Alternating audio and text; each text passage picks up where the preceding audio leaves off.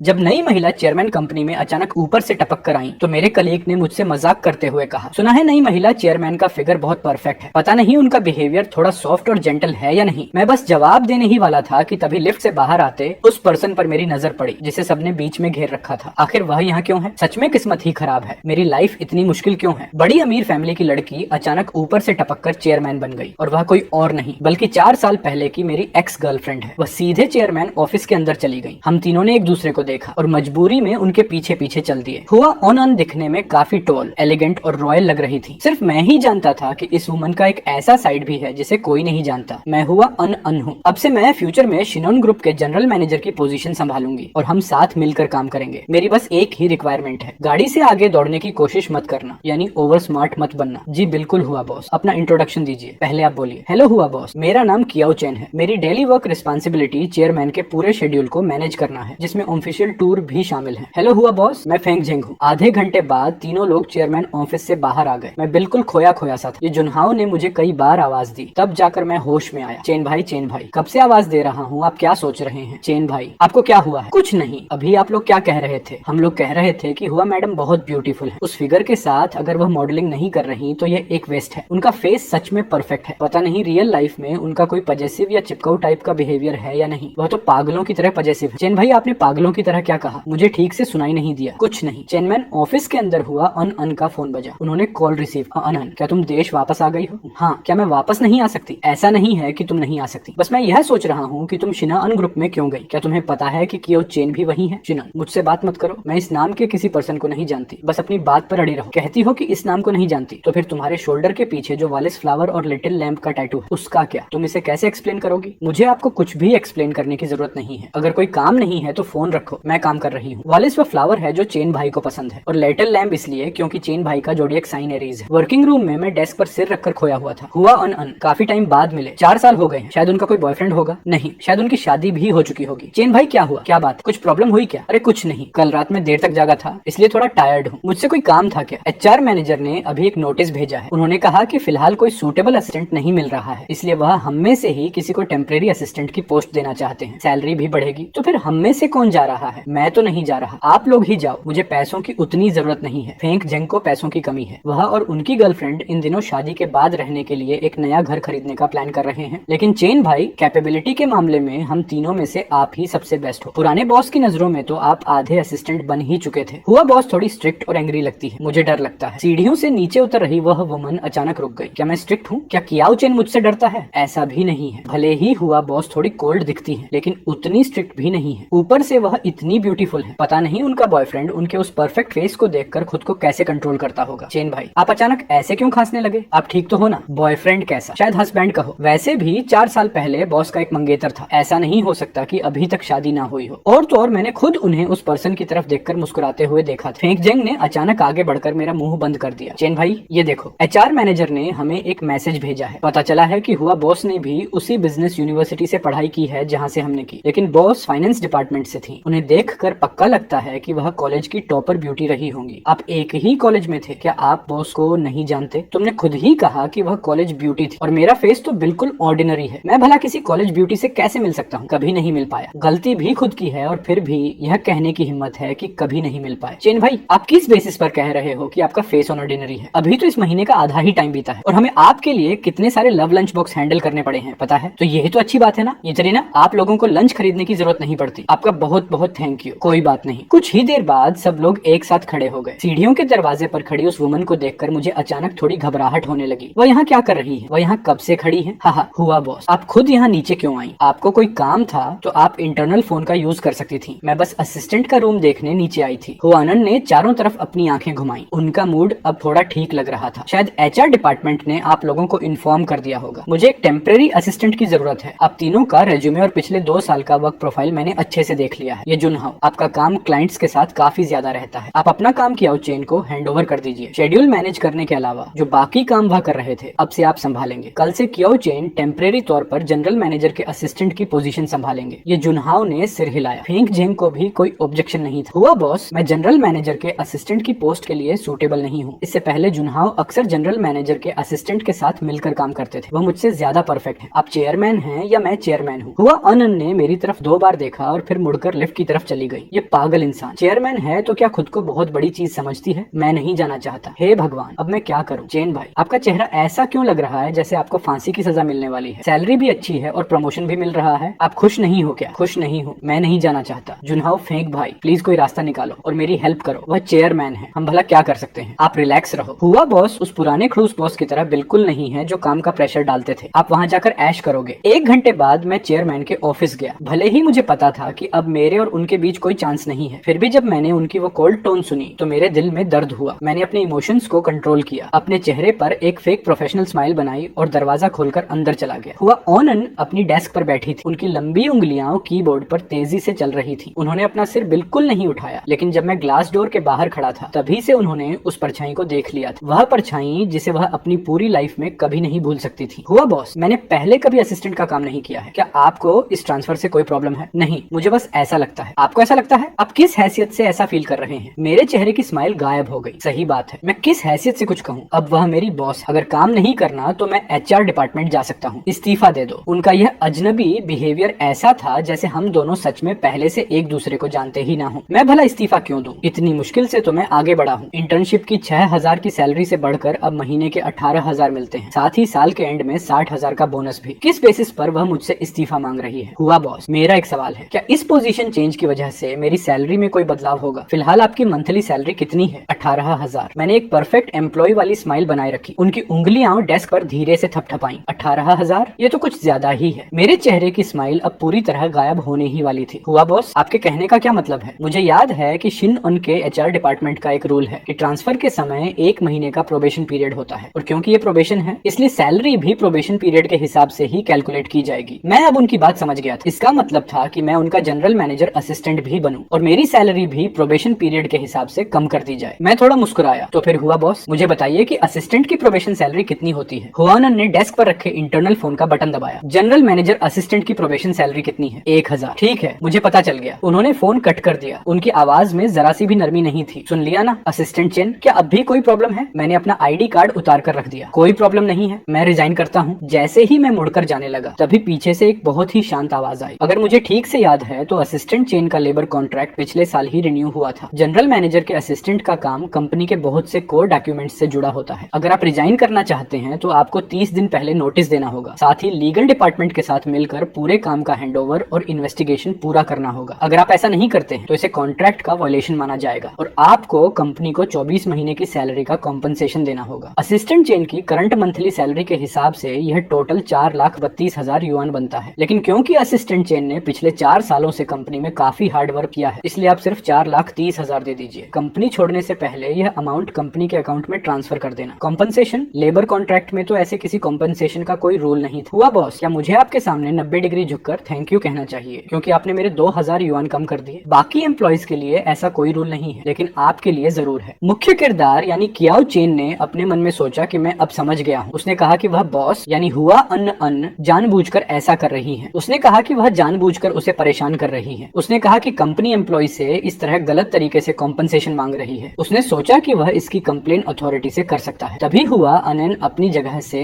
ऐसे खड़ी हो गई जैसे कुछ हुआ ही ना हो। उसने कहा कि तुम चाहो तो कंप्लेन कर सकते हो, और वह मुड़कर जाने लगी। उसने कहा कि बिजनेस वर्ल्ड बहुत छोटा है, और उसने असिस्टेंट चेन से कहा कि वह अपना प्रोफेशन चेंज करने के लिए मेंटली रेडी रहे। कियाओ चेन ने सोचा कि अब वह और बर्दाश्त नहीं कर सकता। उसने गुस्से में कहा कि हुआ ओनन, तुम मुझे इस तरह दबाकर क्या साबित करना चाहती हो? हुआ ओनन ने उससे कहा कि तुम मुझसे रिक्वेस्ट करो तो मैं तुम्हारे इस्तीफे को एक्सेप्ट करने के बारे में सोच सकती हूँ। कियाओ चेन ने अपने मन में कहा कि ऐसा कभी नहीं होगा। उसने अपना ID कार्ड वहीं फेंक दिया, कांच के दरवाजे को जोर से खींचा और बगल के असिस्टेंट ऑफिस में जाकर दरवाजा बंद कर लिया। उसका गुस्सा और इमोशंस अब कंट्रोल से बाहर हो चुके थे। उसने अपने मन में कहा कि 4 साल पहले मैंने तुम्हें छोड़ दिया था, अब तुम मुझसे और क्या चाहती हो? तुम मुझे और कितना परेशान करोगी? अपने दिल का गुस्सा निकालने के बाद उसने कंप्यूटर पर अपना रेजिग्नेशन लेटर टाइप किया और HR मैनेजर की ईमेल ID पर सेंड कर दिया। लेकिन 1 मिनट से भी कम समय में हुआ अन ने उसे रिजेक्ट कर दिया। तभी HR मैनेजर ने उसे कॉल किया। HR मैनेजर ने उससे पूछा कि चेन भाई, क्या आप सच में रिजाइन कर रहे हैं? HR मैनेजर ने पूछा कि क्या आप नए सैलरी पैकेज से खुश नहीं हैं? HR मैनेजर ने उससे कहा कि आपने कंपनी में 4 साल काम किया है और आपकी कैपेबिलिटी बहुत अच्छी है। HR मैनेजर ने कहा कि मैं जानता हूं कि जनरल मैनेजर असिस्टेंट की पोस्ट के लिए 26,000 की सैलरी थोड़ी कम है, लेकिन क्वार्टरली बोनस और ईयरली बोनस मिलाकर यह काफी अच्छी अमाउंट हो जाएगी। कियाओ चेन बिल्कुल हैरान रह गया और उसने मन में सोचा कि मुझे कुछ समझ नहीं आ रहा। उसने HR manager mister mister chain से पूछा कि आपके कहने का क्या मतलब है। एचआर मैनेजर ने उससे पूछा कि क्या आपने ईमेल नहीं देखा। एचआर मैनेजर ने बताया कि हुआ बॉस ने अभी अभी असिस्टेंट डिपार्टमेंट के लोगों की सैलरी बढ़ाई है, जिसमें आपकी सैलरी में पूरे 8,000 की बढ़ोतरी हुई है। कियाओ चेन ने तुरंत 5 मिनट पहले आया हुआ ईमेल चेक किया। उसने देखा कि उसमें साफ लिखा था कि इस महीने से उसकी सैलरी बढ़ा दी गई है। उसने सोचा कि इसका मतलब हुआ अन ने उसकी सैलरी कम नहीं की थी। एचआर मैनेजर ने फोन पर कहा, चेन भाई।